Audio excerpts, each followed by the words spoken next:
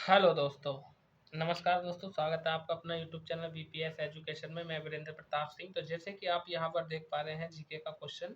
तो आपको ज्ञात है कि इस समय इलाहाबाद हाई कोर्ट का जो पेपर है वो सर पर है। हालांकि डेट घोषित नहीं हुई है, बहुत जल्दी हो जाएगी। तो 5-7 मिनट में इलाहाबाद हाई कोर्ट के 25 जीके के महत्वपूर्ण क्वेश्चन एकदम खत्म करते हैं। ठीक है, बातें तो होती रहेंगी, बाद में बात करेंगे। चलिए शुरुआत करते हैं पहले पहले क्वेश्चन की। पहला क्वेश्चन है, भारतीय राष्ट्रीय कांग्रेस की स्थापना कब हुई थी? तो भारतीय राष्ट्रीय कांग्रेस की स्थापना की यदि हम बात करें तो 1885 में हुई थी, और इसके संस्थापक थे ए ओ ह्यूम। ठीक है ना। ए ओ ह्यूम जो थे ये मतलब जो है अंग्रेज थे और विदेशी थे। यदि हम बात करें तो क्वेश्चन नंबर पहले का आंसर हो जाएगा ऑप्शन नंबर ए। वहीं हम बात करते हैं क्वेश्चन नंबर 2 की। क्वेश्चन नंबर 2 में क्या कह रखा है कि निम्नलिखित युगों में से सिंधु सभ्यता किस युग से संबंधित थी? देखिए, सिंधु सभ्यता की यदि हम बात करें तो ये आद्य ऐतिहासिक युग से संबंधित थी। मतलब इसका क्या है? इसका मतलब ये है कि ऐसा समय जिस समय की लिपि तो थी, लेकिन इस लिपि को आज तक अभी तक पढ़ा नहीं गया है। तो उसको हम क्या कहते हैं? आद्य ऐतिहासिक काल, यानी जिस काल की लिपि हो लेकिन उसे पढ़ा नहीं गया। क्वेश्चन नंबर 2 का आंसर ऑप्शन नंबर डी। वही हम बात करते हैं क्वेश्चन नंबर 3 की। तो इसमें कह रखा है कि निम्नलिखित में से कौन सा आश्रम इंद्रियों पर संयम रखने और बौद्धिक विकास करने की शिक्षा देता है? देखिए, यदि मैं बात करूं आश्रम व्यवस्था की, तो जावालोपनिषद में आश्रम व्यवस्था का उल्लेख मिलता है। और भी कई मतलब में ग्रंथों में आश्रम व्यवस्था का उल्लेख मिलता है। आश्रम यानी मनुष्य के जीवन को 100 वर्ष का मानकर उसको 4 आश्रम व्यवस्थाओं में वर्णित कर दिया गया है। तो यदि हम बात करें तो ब्रह्मचार्य आश्रम की हम बात करते हैं, तो ये आपका जो होता है और गृहस्थ आश्रम, वानप्रस्थ आश्रम, संन्यास आश्रम। लेकिन हम बात करते हैं कि आश्रम इंद्रियों पर संयम रखने के लिए बौद्धिक विकास करने की शिक्षा देता है। तो इसका हो जाएगा आपका ब्रह्मचार्य आश्रम। ठीक है, यानी 25 से 50, 50 से 75। एक तो आता है 0 से 25, फिर 25 से 50, फिर 50 से 75 और 75 से 100। वानप्रस्थ आश्रम का मतलब ये था कि वन को चले जाते थे। संन्यास का मतलब संन्यास ले लेते। गृहस्थ आश्रम का मतलब कि भैया बच्चा बड़ा हो गया, अपने गुरु से शिक्षा ग्रहण की और जाओ भैया अपना शादी करो। और संसार के रीढ़ की हड्डी इसे ही कहा जाता है। ये ऑप्शन नंबर बी जो है गृहस्थ आश्रम। क्वेश्चन नंबर 4 इसमें कहा है कि भारतीय संविधान के मूल अधिकारों का वर्णन किस भाग में है? तो भारतीय संविधान के मूल अधिकारों के वर्णन की यदि मैं बात करूं तो ये संविधान के भाग 4 के भाग 3 में है। ठीक है ना, मूल अधिकार। भाग 2 में क्या है? नागरिकता। और भाग 4 में क्या है? चलिए बताइए। भाग 4 में कमेंट बॉक्स में बता दीजिएगा। क्वेश्चन नंबर 5 की यदि हम बात करें तो इसमें कह रखा है संसार का सबसे बड़ा फूल कौन सा है? तो संसार का सबसे बड़ा फूल है रेफलेशिया। ठीक है, ये सबसे बड़ा फूल होता है। क्वेश्चन नंबर 6 की यदि हम बात करें तो इसमें कहा है दिल्ली के किस सुल्तान को उसकी उदारता के कारण लाख बख्श कहकर पुकारा जाता? लाख बख्श का मतलब था लाखों का दान करने वाला। अर्थात यदि हम बात करें तो यहाँ पर कुतुबुद्दीन ऐबक की बात चल रही है। इसे जो है उदारता के कारण लाख बख्श इसकी उपाधि थी। वहीं हम बात करते हैं क्वेश्चन नंबर 7 की। तो इसमें कहा है भारत में राष्ट्रीय आय का आकलन कौन करता है? तो भारत में राष्ट्रीय आय का आकलन जो करता है वो करता है आपका केंद्रीय सांख्यिकी संगठन। ठीक है, ये क्वेश्चन नंबर 8 में कहा है कि वह धातु कौन सी है जो विटामिन B12 की एक घटक है? कुल मिलाकर के ये बता दिया कि विटामिन B12 में कौन सी धातु पाई जाती है? तो भैया कोबाल्ट धातु पाई जाती है विटामिन B12 में। क्वेश्चन नंबर 9 में कह रखा है कि विश्व में कॉफी का सबसे बड़ा उत्पादक देश कौन सा है? तो विश्व में कॉफी का सबसे बड़ा उत्पादक देश है ऑप्शन नंबर बी, यानी ब्राजील में सबसे ज्यादा कॉफी होती है। सेंटोस बंदरगाह है, और यहाँ पर ब्राजील में कॉफी के बागानों को फैजेंडा कहा जाता है। भारत में सबसे ज्यादा कॉफी कर्नाटक राज्य में होती है। ठीक है, आगे हम बात कर रहे हैं क्वेश्चन नंबर 10 की। 10 में कहा है लोकतांत्रिक विकेंद्रीकरण किसकी महत्वपूर्ण विशेषता है? मतलब लोकतांत्रिक विकेंद्रीकरण जो है ये महत्वपूर्ण विशेषता है किसकी, ये बताना हमें। तो समाजवाद साम्यवादी राज्य की विशेषता है। आगे हम बात कर रहे हैं क्वेश्चन नंबर 11 की। 11 में कहा है कि ग्लूकोज एक प्रकार है। मतलब ग्लूकोज जो प्रकार है वो किसका है, ये बताना क्वेश्चन नंबर 11 में। दोस्तों, यदि आप हमारे चैनल पर नए हैं, चैनल को अभी तक सब्सक्राइब नहीं किया है तो प्लीज़ सब्सक्राइब कर लीजिए चैनल को। ठीक है, तो ये जो है शर्करा का, यानी कौन सी? हेक्सोजन। हेक्सोजन शर्करा, ऑप्शन नंबर सी इसका राइट आंसर हो जाएगा। क्वेश्चन नंबर 12 की यदि हम बात करें तो इसमें कहा है कि कोशिका किसके कारण स्फीति हो जाती है? मतलब जो कोशिका है, क्वेश्चन नंबर 12 की यदि हम बात करूं तो अंतःपराशरण के कारण स्फीति हो जाती है, ठीक है, मंद हो जाती है। आगे बात करते हैं क्वेश्चन नंबर 13 की। क्वेश्चन नंबर 13 की अगर हम बात करें तो 3 बीघा कॉरिडोर जोड़ता है, मतलब 3 बीघा कॉरिडोर किसको जोड़ता है या किस किस के मध्य ये स्थित है?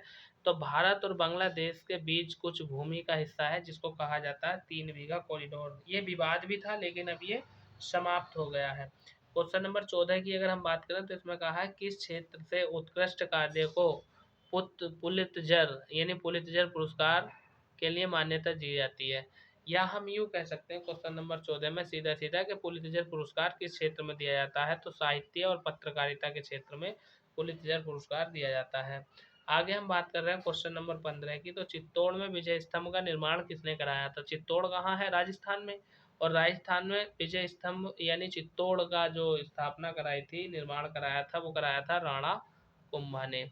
आगे हम बात करते हैं क्वेश्चन नंबर 16 की। क्वेश्चन नंबर 16 में ये कहा है, देखिए ये क्वेश्चन कंप्यूटर से ले लिया गया भैया, कंप्यूटर से ले लिया गया है। इसमें क्या कह रखा है? इसमें ये कहा है कि निम्न में से क्वेश्चन नंबर 16 निम्नलिखित में से कौन सा हार्डवेयर नहीं है?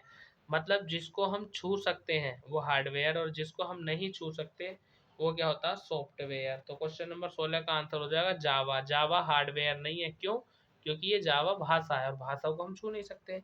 आगे बात करते हैं क्वेश्चन नंबर 17 की। 17 में कहा है कि वर्ष 2023 में 17वें प्रवासी भारतीय दिवस का आयोजन कहाँ किया गया था? मतलब 2017 में जब प्रवासी भारतीय दिवस मनाया गया था उसका आयोजन कहाँ पर किया गया था? तो ये किया गया था आपका मध्य प्रदेश के इंदौर में।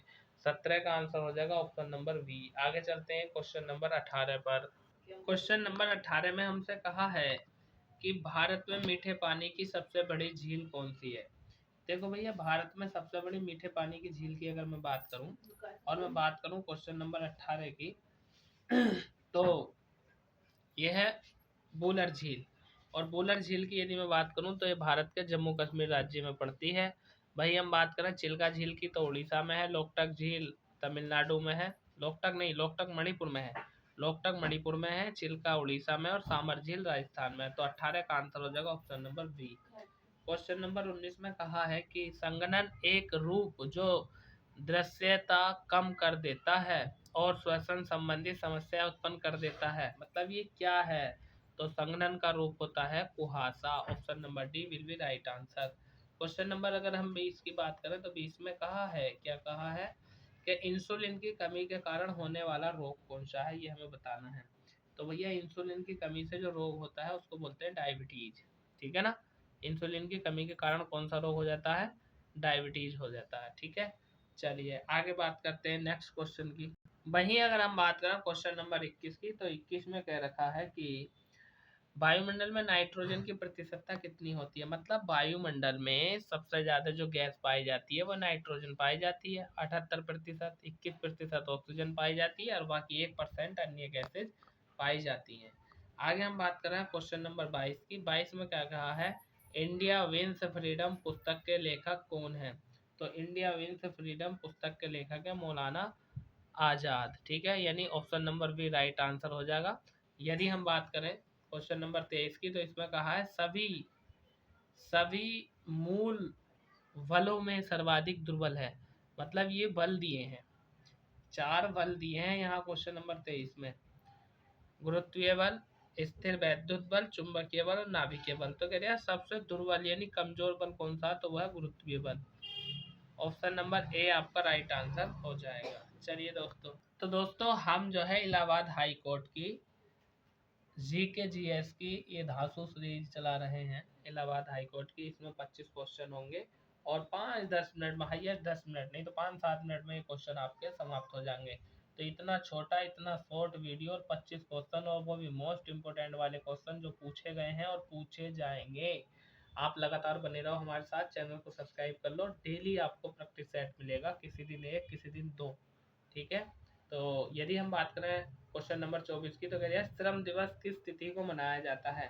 श्रम दिवस का मतलब क्या है? जो मजदूर वगैरह होते हैं तो श्रम दिवस मनाया जाता है आपका ऑप्शन नंबर ए यानी 1 मई को मनाया जाता है। आगे बात कर रहे हैं क्वेश्चन नंबर 25 में कहा है अमीर खुसरो को अन्य किस नाम से जाना जाता है? तो भैया अमीर खुसरो की यदि हम बात करें तो ये जो है अमीर खुसरो का दूसरा नाम क्या है, ये आपको बताना कमेंट बॉक्स में। क्वेश्चन नंबर 25 का आंसर आपके लिए है। आप हमें कमेंट कीजिए, इस क्वेश्चन का आंसर बताइए। आपके क्वेश्चन का जवाब हम देंगे, आपके कमेंट का जवाब भी हम देंगे। ठीक है, तो चैनल को सब्सक्राइब करना ना भूलें, अपने यार दोस्तों में सब में वीडियो को लाइक एंड शेयर कर दीजिए। मैं वीरेंद्र प्रताप सिंह स्वागत करता आपके अपने यूट्यूब चैनल बीपीएस एजुकेशन में। Next video next practice set में फिर मुलाकात होगी, तब तक के लिए शानदार जबरदस्त जिंदाबाद। Thank you.